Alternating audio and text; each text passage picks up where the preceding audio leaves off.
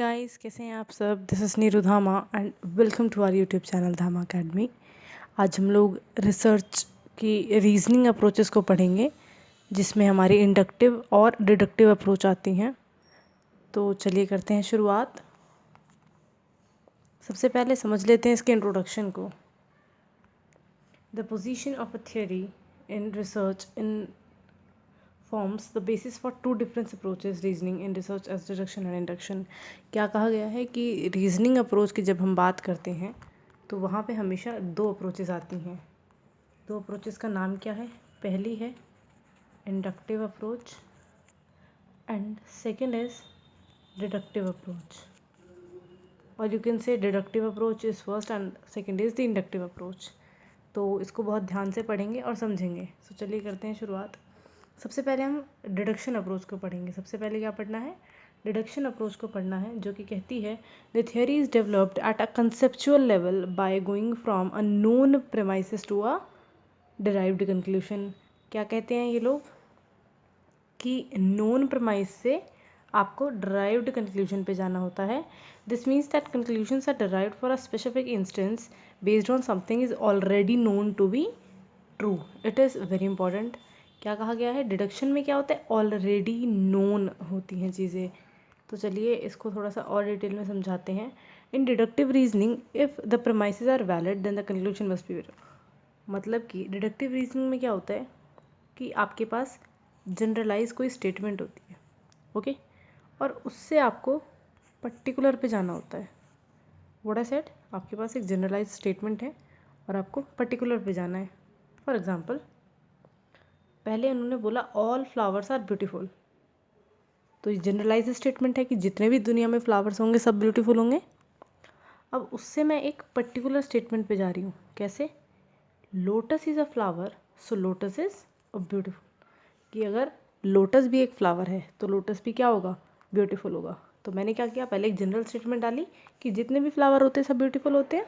उसके बाद में एक पर्टिकुलर स्टेटमेंट पे आई विच इज़ लोटस, कि लोटस क्योंकि एक फ्लावर है तो इसलिए लोटस भी क्या होगा? ब्यूटीफुल होगा। तो मैंने क्या किया? एक जनरलाइज स्टेटमेंट को लिया और उससे मैं कहाँ गई? पर्टिकुलर स्टेटमेंट पे गई। तो this is known as deductive.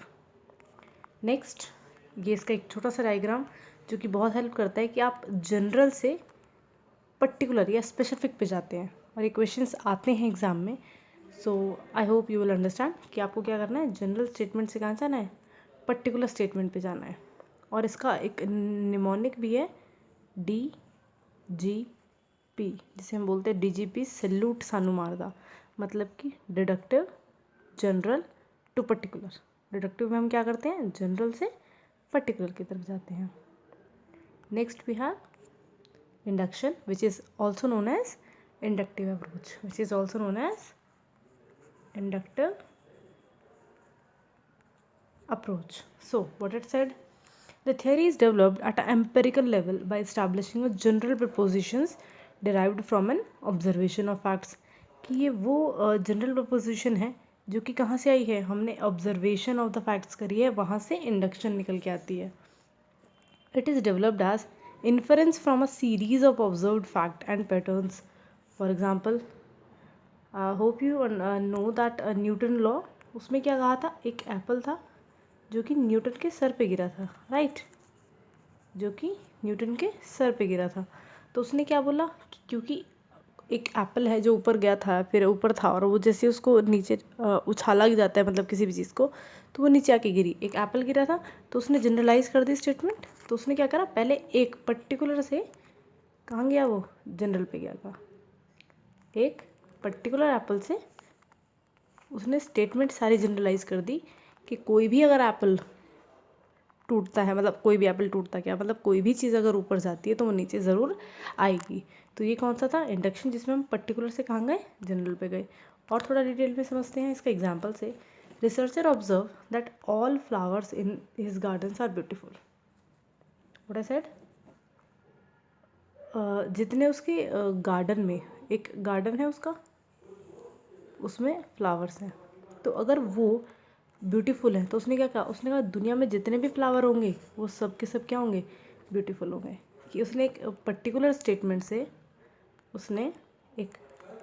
Statement से जनरल स्टेटमेंट निकाल दी कि क्योंकि उसके गार्डन में सब लोग सारे जो फ्लावर्स थे वो अच्छे थे, तो इसलिए दुनिया के जितने भी फ्लावर होंगे वो क्या होंगे, वो ब्यूटीफुल होंगे। तो क्या किया, पर्टिकुलर से जनरल। इसका निमोनिक क्या है, IPG, मतलब कि इंडक्टिव में particular to general. Hope you understand it. और इसका भी एक डायग्राम जिसमें क्या बताया गया है कि इसमें चीज़ें स्पेसिफिक से जनरल की तरफ जाती हैं, और इसको हम एक और बोलते हैं bottom up approach. What we said it, bottom up approach, कि हम इसमें क्या कर रहे हैं, नीचे से ऊपर की तरफ जा रहे हैं। और अभी हमने उसमें क्या किया था, डिडक्शन में हम ऊपर से नीचे की तरफ जा रहे थे। So hope you understand it.